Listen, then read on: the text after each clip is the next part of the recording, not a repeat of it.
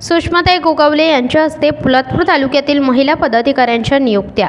पोलादपूर तालुक्यातील शिवसेना संपर्क कार्यालयात मंगळवार 6 ऑगस्ट 2024 रोजी जिल्हा परिषदेचे माजी उपाध्यक्ष चंद्रकांत कळंबे, जिल्हा परिषदेच्या माजी सदस्य सुषमा गोगावले, तालुका प्रमुख निलेश अहिरे, शिवसेना महिला जिल्हा प्रमुख निलिमा घोसाळकर, शिवसेना महिला महाड तालुका प्रमुख सपना मालुसरे, शिवसेना महिला तालुका प्रमुख सुवर्णा कदम यांच्या प्रमुख उपस्थितीत पक्ष बळकटी करण्याच्या उद्देशाने महिला पदाधिकाऱ्यांच्या नियुक्त्या करण्यात आल्या।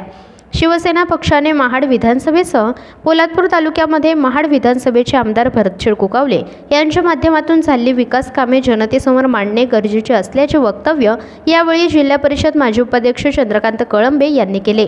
शासनाच्या महिलांसाठी असणाऱ्या योजना, बचत गटांसाठी मिळणारे अर्थसहाय्य, मुख्यमंत्री एकनाथ शिंदे यांच्या माध्यमातून सुरू करण्यात आलेल्या योजना या जनतेपर्यंत कशा पोहोचतील यासाठी सर्वांनीच प्रयत्नशील राहायचे आहे, असे आवाहन यावेळी उपस्थित नियुक्त पदाधिकाऱ्यांना चंद्रकांत कळंबे यांनी केले।